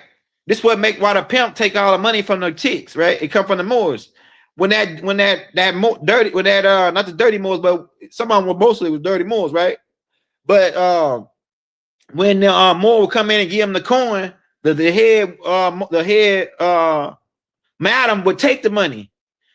They would take the money, right, and give it to the man. So once they saw that they can get that people could get coins and people would give them coins for making having these events with them or these sexual experiences with them, it became a business. And that spun this book. It became a business. Now some more saying, man, well, if I start with one girl and I'm selling this one girl and I'm making hundreds or whatever the price may be down in a week, back then, I need to get me some more of these girls. I need to get me some more of these snow bunnies. Yeah, I need to get some more of these snow bunnies. And somebody said, come on, yeah, man, this is the truth. Whether you want to, don't let the truth hurt. Don't let the truth hurt. Because only fools duck when the truth is thrown at them. Dr. Malachi York. Only the fool would duck if the truth, go check it out. Right? So check what we're telling you. They start taking the money and they start with a business. So they start going and kidnapping more of these Slavic Caucasoid people. Caucus means dead, deteriorating flesh. Caucus people out of the mountains, and well, most of them the women, and then putting more and more into the all. It's like it became a business. Now I got 50 girls. I got 50 snow bunnies in the Harlem, and man, I'm getting paid 50 times what I was making off that one. And then so now all these wealthy Moors start doing this, and then some of them girls, being that Yaku's drafted beans was tricky. They would weave and work their way up to the top to get close to the rich Moor. The rich Moor fall in love with them. This is where you get Isabella and Fernand. Fernand was a Moor. Isabella was really a mulatto technically, but she was an albino mulatto. Isabella. Yeah, so, but Ferdinand was a damn dark-skinned Moor. So keep that in mind. And just that got down with the Spanish Inquisition. But going back to them doing that, right? The night in the Moorish Harlems, they set up these Harlems all over England. They brought the Europeans brought the brothel shit over here. These Moors from England brought that over here. We weren't doing that over here.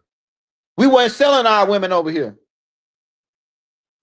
They were so the Moors from England, who originally is our descent from us, the original Moors in America. But they part of the tree, but they are branched, they became rotten. Some of them.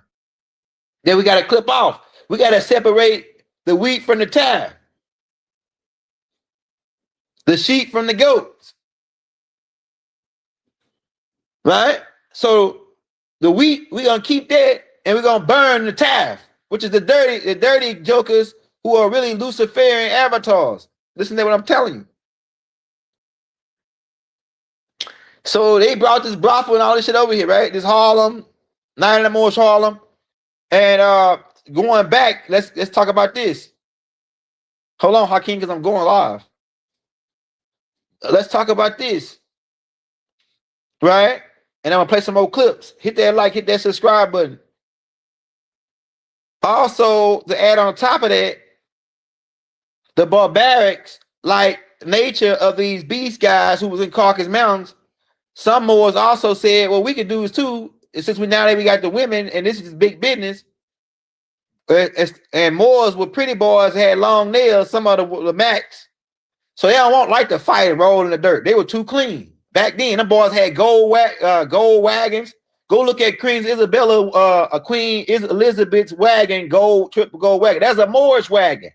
The Moors were the ones decking out their wagons in gold, been put triple gold D's on their shit way back then. What you think that wagon is? That's a Moorish wagon.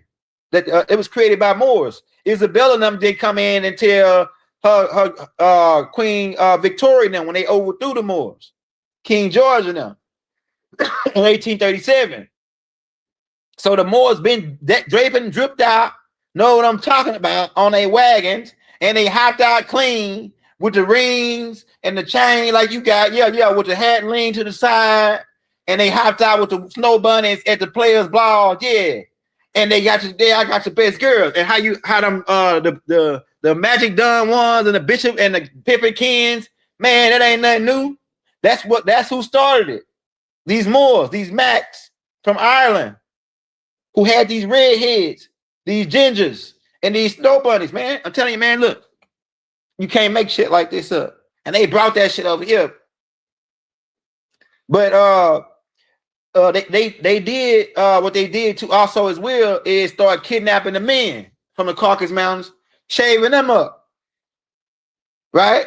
Some of them they left hairy for special effects. Some of them they left hair on their back and shit for special effects. And what they would use, they train these, get them a sword, get them a shield, and teach them how to fight. Get them an axe, teach them how to fight. These became your first, what you call white Vikings, because the original Vikings are Moors, like Hannibal and them. But the white Vikings are the ones that they pull out the caves, they train them how to fight. And what they did is use them, the dirty Moors, the dirty Venetians, black nobility, use them as mercenaries. So they would take him out the cave, shave him up, give him a little bit of etiquette, put a bullet in his back, teach him how to be civilized, and then they would teach him how to fight a little bit. Not enough to fight them, to fight back, beat them, right? Because the Moors were well trained. They've been fighting for a while. Because remember, I told you, going way back thousands of years ago when the elves came down, they taught them how to make swords and shields and how to fight. So the Mantu art form and all that, you know about all that. The Moors been already getting down, getting busy. Right? We the ones that invented getting busy. We didn't want the Moors invented getting busy. Yeah, nigga. So yeah, what they would do is they would go when the dirty Moors went out, they would go to lands and make contracts with people about certain crops and certain trades, and then send somebody secretly to sabotage it, like Marco Polo or Christopher Columbus. And then once they got it sabotaged, they would come back to collect.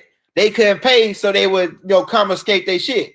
And if they didn't want to pay, they would send their mercenary, their Sikkim dogs. You know how the police got the police dog? So these Vikings were like police dog to these dirty, wealthy Moors. And they would send the police dog in and sick them. Get him. He don't want to pay? Get him. Sick him. The K9, man. The Moors would sick their K9 on the other Moors. I'm telling you, man. They dog. And that dog was vicious because they were stanky. Man, the Moors they sent them on were terrified. When they sent these guys, these barbaric guys that they created, that they engineered to be mercenaries, they were stanky. Their breath was stank. Man, they eyes look bleeding. They look monstrous. That's so far because the Moors worked them out like a football team and sent them in, and they were savages. And they were stanky. They didn't wipe their ass after they took a shit. None of that. Right? So that started it back in the 900, 800, back in the BCs. Leading up to 1478, when they made another deal with these same guys in Timbuktu. And that's when they created the handshake, the Masonic handshakes, where they touch you on your knuckle, in between your knuckles, depending on what degrees you are, the master grip. They was giving these hand signals to these Caucasians who they had trained to be certain degrees, these dirty Moors. And so they would give them, when they would come to the city, to the Grand Temple in Timbuktu, they would give them a handshake to let them know what degrees they on. That's where it started at. But the righteous Moors, never shook hands with these guys because they didn't wipe their hands after they took a shit. We invented wiping hands after dropping the deuce. The Moors, we always wipe our hands when we drop a deuce. The Moors, the righteous Moors, the clean, because cleanliness is next to God. Yeah, man. They didn't wipe their ass, man, or nothing when they just go right like a bear in the woods, lean up against a tree or just squat down and drop them and clip them and pull them up, man. Pull it right up. They leave from right there smelling like ass. Yeah, then they get out there and start fighting, and you fighting against a guy that smell like shit. They cannot throw you off a little bit. So they were throwing. So when they sent these guys on us, and you a Moor, a righteous Moor, you gotta fight a guy, and while you fighting this guy, wrestling this guy smelling like shit, and he got a dookie stain in the back of his, yeah, man, that throw you off a little bit. I'm telling you, man. You get to a guy that smell like shit, they can throw, and you wrestling with him. You more focused on, hey man, this guy smell like shit. I'm not trying to, I don't give a damn how he hit me. I'm just trying not to get this shit on me. I'm just not trying to get the shit on me, man, because he smell like straight shit. So this is what we dealt with. I'm telling you, man. Guys that didn't wipe their hands, guys who ate raw meat, who crawled around on all fours, who were barbaric and savage, and the dirty Moors used them, the Luciferians, who all look like us, but they ain't us. Let's play some more of these clips, man. Hit that like, hit that subscribe button, because we got some good shit, man. Let's play this one right here. You keep thinking that these are two different people, right? That's like saying a mom in England is different from a mom in America. Like literally, guys, I like when we're breaking down words, we have to understand that words, this word right here means all of this, right? Just like this word right here means all of this. So and let's not forget that Christopher Columbus traveled with Luis Torres, was specifically chosen, right? Because he was a Jewish person in Spain when they got kicked out. So I'm about to end this whole Moors conversation about people saying Moors are the traitors. Y'all clearly don't know Moor history. First of all, the history of the Moors is very complex. There were Moors who fought against other Moors. There were Moors against Moors wars. There were Moors already in the Americas before Christopher Columbus came with Moors. Before the European Moors came, before the African Moors came, there were already Moors in America. There were French Moors, German Moors, Moors from Sicily, Moors who were in Poland, Moors who were all through Europe. So let's look at it like this. In America, we know we have gangs, right? But inside those gangs, we have different branches of gangs. So you might have one gang, but there are a whole bunch of different branches. But inside of those branches beef with each other. It's the same thing with Moors. So y'all saying the Moors are the traitors. Which Moors are you talking about? There were Moors in Europe. There were Moors in Asia. There were Moors in America. There were Moors in Africa. Which branch are you talking about? Y'all clearly are not understanding that the Moors was a worldwide empire. A worldwide one. And they did not all agree with each other. And the Moors that y'all are claiming that are traitors are the invaders. The ones who invaded Northern Africa and other places and intermarried with the real Moors. Those aren't even the real Moors that you're talking about. They're invaders. They're imposters. So y'all keep saying, oh, the Moors were classed as white. That was only in South Carolina, first of all. Second, there were Moors being classed as other things while those Moors were being classed as white. There were Moors being classed as black, Moors being classed. All Moors weren't classed as white. Okay? Y'all need to get that out of your mind. And the Moors are technically the damn Moors. They're all the same people. Moors, Moors, Mars, whatever y'all want to call it. They're all the same group. Just different names for each continent. And there are plenty of archives that show that most Africans didn't even come from Africa. They came from out of Yemen, Arabia. They came from out of Asia. Some Africans came from India. Those are the Moors. They went into Africa, later on became North Africans. There are plenty of books and archives where Africans say that they came from Asia or Europe. They came from the other way. One tribe, the Yoruba, is for an example. And other tribes, there are plenty of tribes that actually came from Africa. From Europe, and Asia. A lot of Africans ain't even from Africa. They came into Africa and became African. There were already Indian indigenous Moors inside of the Americas already. Technically the Moors, the same people. The Moors are the Moors, and the Moors are the Moors. I don't know where y'all are getting this information from. The Moors went over to Northern Africa and became the Moors. The Moors were just technically coming back home when they came to America. How do you think Christopher Columbus got here in the first place? It was not by accident, and the Moors had a lot to do with it. That whole story that Christopher Columbus came here by an accident was a lie. The Moors, they already knew about here. They were already highly advanced with map making.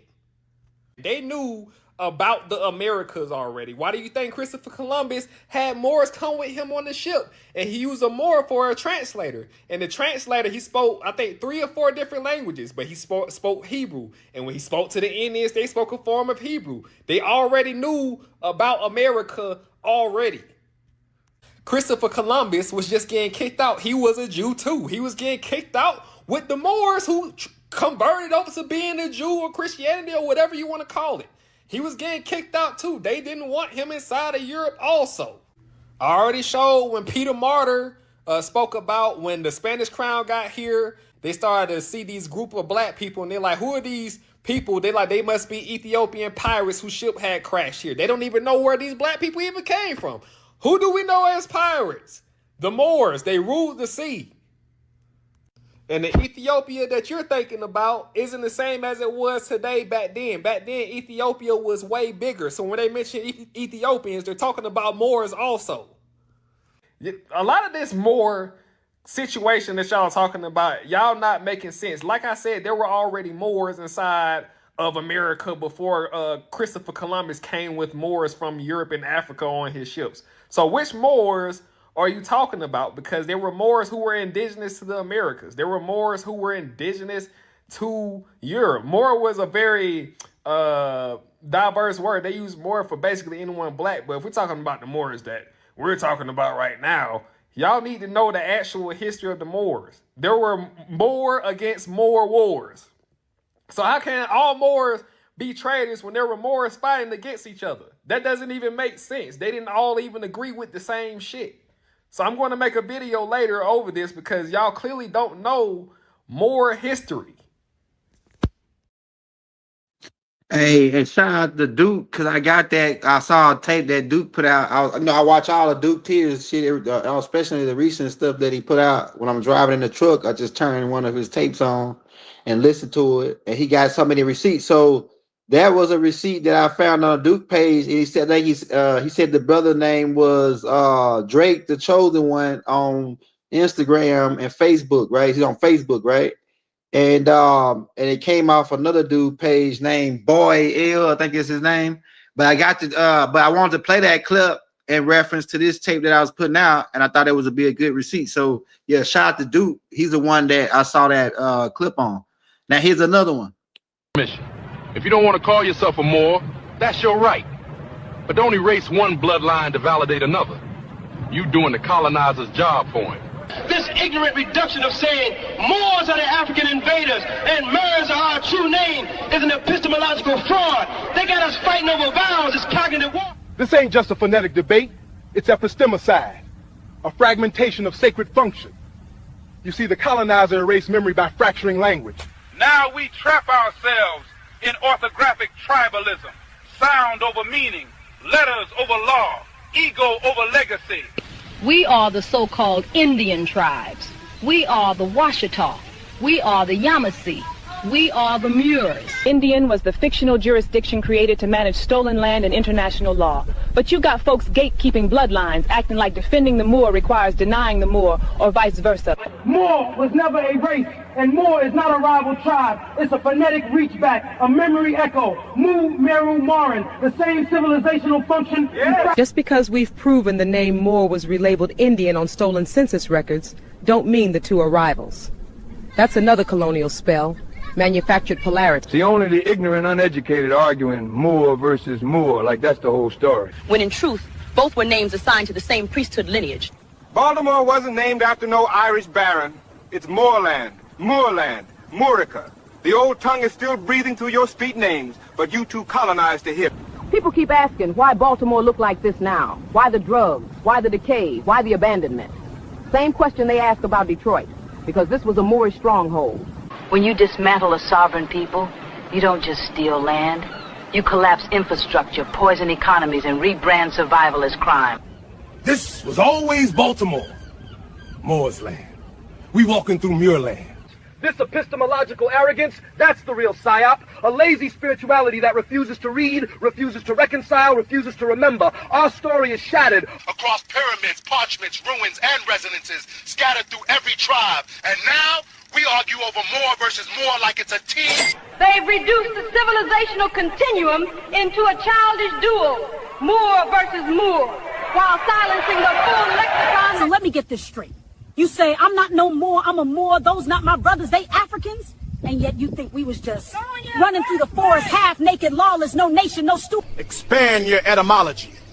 There's over 30 variations of the word Moor recorded across Phoenician, Berber, Hellenic, and pre-Columbian glyphs, but y'all stuck in a two-syllable tribe. You got so-called Indians now gatekeeping like the colonizer trained them, saying we can't be indigenous and Moors. This ignorant reduction, Moors are African, and Moors are American, is an epistemological fraud.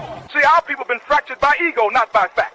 Like the prophet warned, it'll be our own who put us back in bondage. Smiling, quoting dogma, wearing feathers, and still confused. And Moor was never a race, and Moor is not a rival tribe. It's a phonetic reacher, a memory echo, Mu, Meru, Man, the same civilization. They keep you fighting over continental labels while they erase the transoceanic record. This grammar war is cognitive warfare. Letters over legacy, syllables over sovereignty. See, this is not just miseducation. It's epistemological sabotage. A program so deep it got you scared of your own symbol while worshiping foreign tongues. And that's the real side. Where is the discussion of Maori, Moros, Morenos, Moabites, Maori, the geo-legendary variants scattered by conquest, trade, and time, but you only want to bring up Moor versus Moor?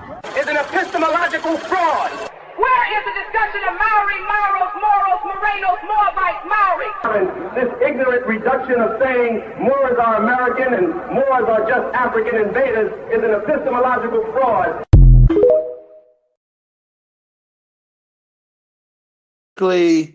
Like I said, the Moors got overthrew. Why these people that saying trying to make this distinction talking about the Moors got overthrew? Which Moors was that? Was that the MUU Moors that got overthrew or the MOO Moors? And then if you say it's the MOO Moors, then what the hell is we talking about? We don't got time to play no games. But it's not the point that we arguing that it's the difference. It is a difference. The difference is the spirit. It's not nothing. It don't got nothing to do with the word. It's got something to do with unholy ghost and Holy Ghost. Right? So let's play this, man. Let's see what this one is. If these people were in Europe and we were all slaves of them, why would they put us on all of their jewelry? And if Europeans then were white and the Europeans that were knocking us out of position and we were fighting with were all white like that, then why is it that when we look at Europe at the time that's going on, the people that's being phased out going from this to this? But they was like this first. The same way it was over here.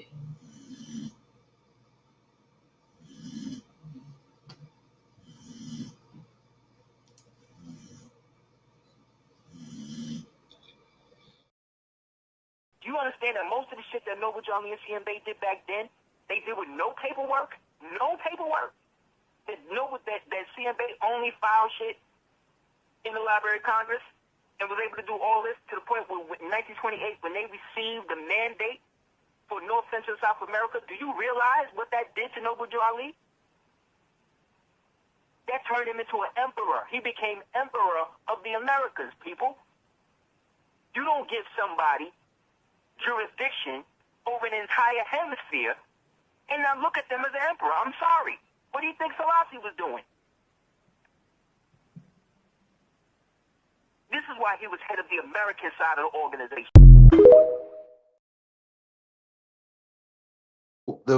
A lot of the paperwork that the people that's coming with the paperwork, Moors saying you got to sign this, that a lot of them are dirty Moors, because Bobby Hemmett said something about that too. But like, I don't agree with everything he said in that sentence, but I do agree that the Moors have been labeled as terrorists. Of course, we're gonna be. Of course, COINTELPRO are going to label us a threat to national security. What is national security? The Federal Reserve. They got to protect the Federal Reserve. If the Moors wake up and realize they true heirs to the land, that's out the Federal Reserve out. They dumbass trustees is out. The true beneficiaries, who are the Moors, wake up to this the game, then they out of business. So that's a threat to national security. So of course they gonna have a big ass library on the Moors.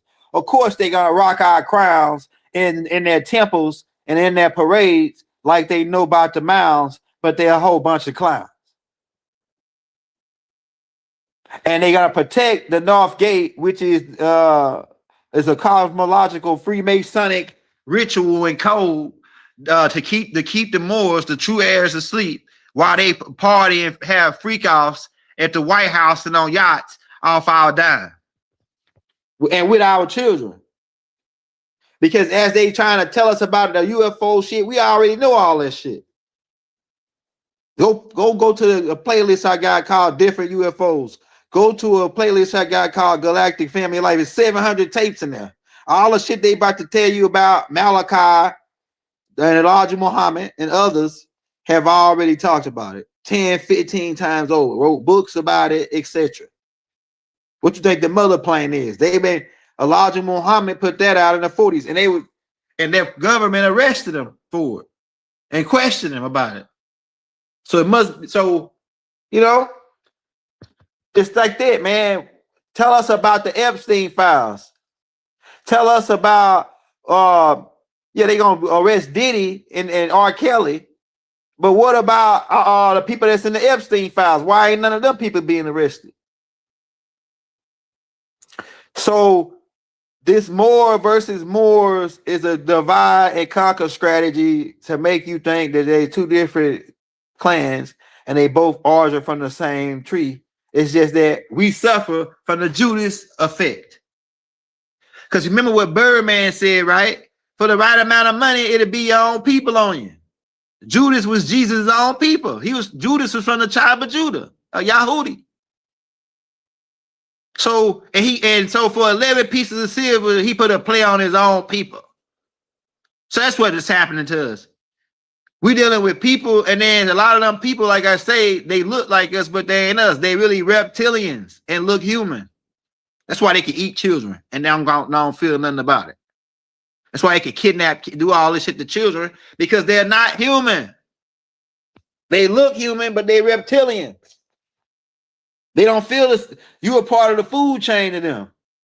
Just like the egg, just like the chicken may be looking at you, just like you looking at the reptilian when you eating eggs for breakfast. That's the chicken's baby. That's his fetus. But you eating it and you don't complain. You think it's normal. So the reptilians eat your babies and it's normal to them, like eating an egg, a scrambled egg. Yeah, it's part of the galactic food chain. But this is the thing. We are not, the Moors were not a part of that galactic food chain. It was only the beast, the Canaanite. These frugaloids were the ones that were eating the white meat. They like white meat, man, these guys. But what happens is they got us to assimilate ourselves with mankind and start eating the same thing mankind eat. So now we turn into mankind. And that's why all these young brothers who are shooting each other and gunning each other down like the beast of the field, like carnivores. They hunting each other down and killing and murdering each other like beasts, like mankind. They turned us out. And we're supposed to be turned within. Because either you learn to go within or you'll go without. I feel like we need to get over this whole who's Indian, who's black, who's American, whatever. Look, like, man, this thing that I'm wearing, this is a war bonnet. But this is a war bonnet of the original peoples that was already here. And those peoples, you can call them Indian if you want. But in order for them to be real Indians, they had to be Muslims. I'm still waiting for the Cherokees to come out and justify why the last known real ruler of the Cherokee tribes was a Moor named Ramadan bin Wati. Y'all still ain't justify that. So you want to hate Moors, you want to hate Muslims, you want to create situations to keep us divided. But then when we come with the real knowledge, it's like y'all don't want to get into that. Y'all want to create a situation where it's like the tide.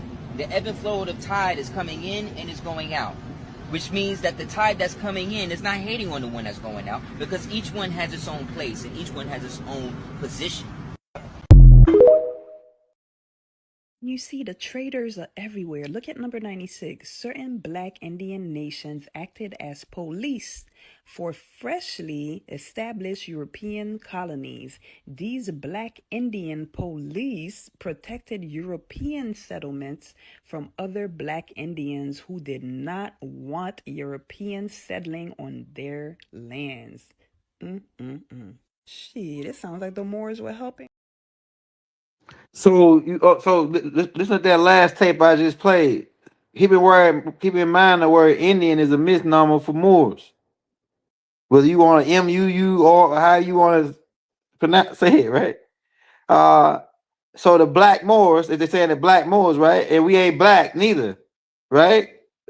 The Moors over here are we reddish tone. We Mississippi clay dirt, right? These other guys, they were burnt black guys. They were earls. They were dukes. Right? But like I said, we all origin from the same tree. It's just that parts of some branches sometimes get rotten and you got to clip them off. Right? So we had to cut their ass off. That's why go back and study the Ockmos and Cockmos tape we put out about how they kicked the Hyksos out. That don't mean they wouldn't, because there's no number but one. We're all family when you get through drawing it down. Everybody's family, even the reptilians. because you got reptilian in you. Which go look at a sperm under the microscope and tell me what that is. If there ain't no damn reptilian that goes in an egg and live for 9 months inside of water.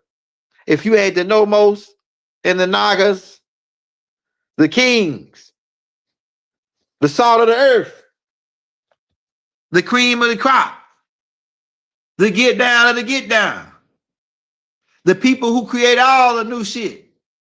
It wouldn't be no new shit if it weren't for the Moors. You the creators, you the gods, you the elves. You know? And you educated the world, man. Still right now to this very day. We the ones that doing all of the stuff, man. People want to come over here and learn from us.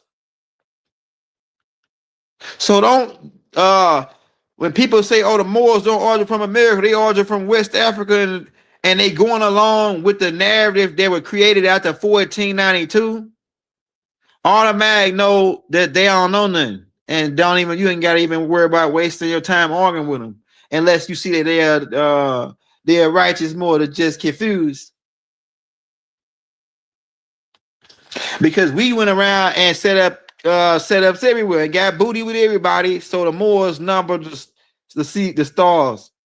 And for that dude that said, oh man, the sons of Shem is not connected with the Moors. Man, shut up. You don't know what you're talking about. Because Abraham descended from Shem. And Abraham was a Moor. And Ishmaelites and the Ishmaelites and Israelites were Moors. And the Moabites were Moors. Lot's people.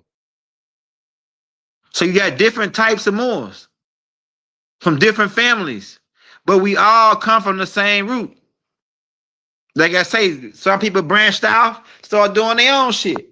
And they'll take 22 pieces of silver to stab you in the back. I remember my dad's homeboy. My dad was on America Most Wanted for armed robbery. They called him the Shotgun Bandit. And his homeboy named Popcorn, he lended him $2,000 off of the money he was robbing. And then they put a $50,000 reward out for my dad, and Popcorn collected on that. The same nigga he loaned the money that lived right across the street from him. His own homeboy he grew up with and went to school with. Stabbed him in the back and sold him out to the police. Just like Judas stabbed Jesus in the back and sold him out to the police. Just like Brutus stabbed Caesar, sound close to Judas, right? Stabbed him in the back. Brutus stabbed Caesar in the back and sold him out for a certain amount of money. So it's like Birdman said, for the right amount of money, it'll be your own people on you. So a lot of our people took some money to sell us out. And they became, instead of Moors, they became Morons. They became Morons. No, Mount Rushmores. And on that note, man, we got to get up out of here. We got to make a mad move. But it's a strategic mad move. You know what I'm saying? Hit that like, hit that subscribe button, man. We the best there is. Right? We the best there is, man. Hey, what y'all got to say before we get up out of here, man? Free Malachi Z. York. Free the L's, man. Free the L's. Right? Free Malachi Z. York L. Free L. Rookin. Free the Jeff Ford. Free Larry Hoover. Right? Free Larry Hoover, man. Yeah. The apathetical vote. The 50% apathetical vote. You know what I'm saying? Yo, we out, man. We love you all. One. Wadu. Never have it been made so clear.